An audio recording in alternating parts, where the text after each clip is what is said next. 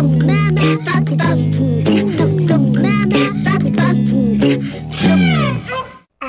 allez, une histoire. Il était une fois. Bonjour à tous, bonjour chers petits amis. Aujourd'hui, une jolie histoire, Chien et loup, d'après un récit de Nadja. Elisabeth jouait dans son jardin avec ses poupées. Comme d'habitude, quand elle vit un drôle de gros chien avec un seul œil bleu qui la regardait. Étonnamment, elle ne prit pas peur. Au contraire, elle l'appela. « Viens, gros chien, viens, approche. Tu as l'air abandonné. » Et elle partagea avec lui son petit pain au chocolat. Le soir même, dans sa chambre, Elisabeth y pensait. Bon, c'était un événement mignon, mais sans plus. Elle n'arrivait pas à dormir et elle entendit un grattement à la fenêtre. Sa chambre était au rez-de-chaussée. Eh bien, le gros chien bien sale était là. Au lieu de vérifier la fermeture de sa fenêtre, elle fut un peu inconsciente et elle l'ouvrit. Elle le caressa, elle lui parla tendrement et au bout d'un moment, il frotta son nez contre sa joue pour lui dire au revoir et se sauva. Incroyable! Ses parents n'avaient rien entendu et ensuite, elle se recoucha, pensant toujours à lui. Impossible de dormir. Mais ce dingue! Ce chien ne quitte pas mes pensées. J'ai toujours envie d'être avec lui, de lui parler. Et même, je crois que lui aussi. Mais un soir, sa maman lui dit « Bon, je t'ai vue, Elisabeth. Enfin, je t'ai entendue. Avec ce gros chien errant, je ne veux pas que tu joues avec cet animal inconnu. On ne sait jamais d'où il vient, et il est peut-être malade et méchant. De toutes les façons, je ne veux pas de chien à la maison. » « Mais maman, il n'est pas malade ni méchant.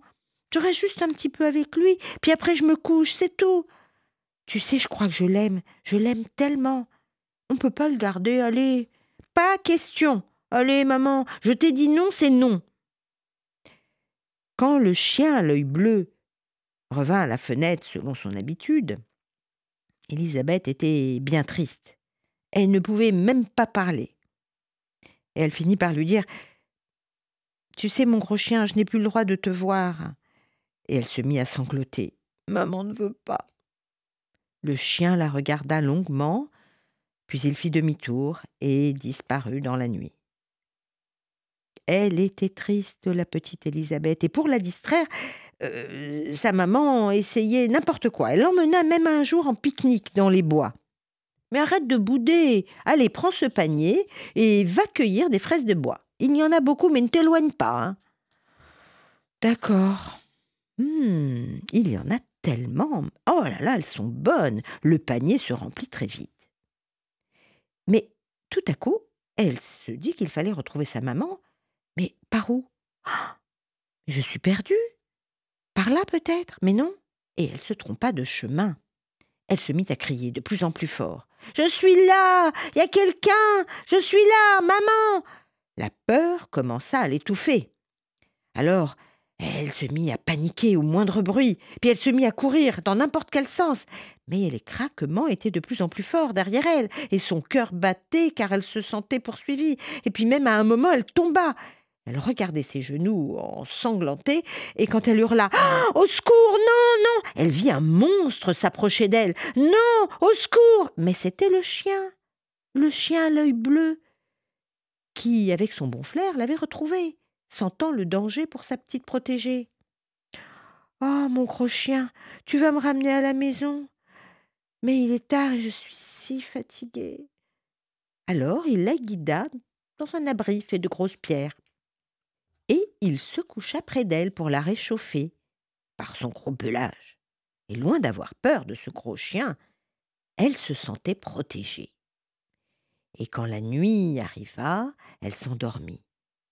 Mais tout à coup, arriva un loup, dont le hurlement aurait fait frémir même le plus courageux. Un hurlement terrible. Alors le chien se leva, et il se mit à grogner et à s'avancer vers le loup, avec courage, sans hésiter. Il allait sauter sur lui quand le loup prit peur et fuit. Petit matin, il me lécha la joue et moi, j'avais vu, mais j'étais restée immobile de peur que le loup s'en prenne à moi et puis surtout qu'il se déchaîne contre mon gentil chien, mon ami. Alors ils se levèrent et le chien guida la petite fille jusqu'à la maison. Dans le salon, les parents d'Élisabeth pleuraient, pendus au téléphone, attendant un appel des gendarmes, qui l'avaient cherché toute la nuit. Ils espéraient entendre une bonne nouvelle. Et puis, « Coucou, je suis là, c'est moi, Élisabeth !» dit-elle en ouvrant la porte. « Le chien à l'œil bleu m'a sauvée. » Oh, quel soulagement! Et plus tard, la maman de Élisabeth s'écria en tenant bien fort sa petite fille dans ses bras. « Et dire que je ne voulais pas que tu gardes ce chien. » Papa, qui n'avait rien dit jusque-là, me dit à l'oreille: « Comment va-t-on l'appeler, ce grand beau chien courageux, ton ami ?»« Il s'appelle Bleu-Bleu, » dit Élisabeth. Et quand elle alla se coucher, elle demanda à Bleu-Bleu: « Veux-tu rester avec moi pour toujours ?»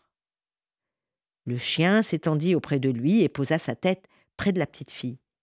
Elle avait l'impression qu'il lui disait: « Dors, petite fille, je veille sur toi. » D'ailleurs, peut-être que ce n'était pas une impression, peut-être qu'il parlait, qu'il le lui avait réellement dit, peut-être. Chers amis, la fidélité est une force. Alors au revoir à tous.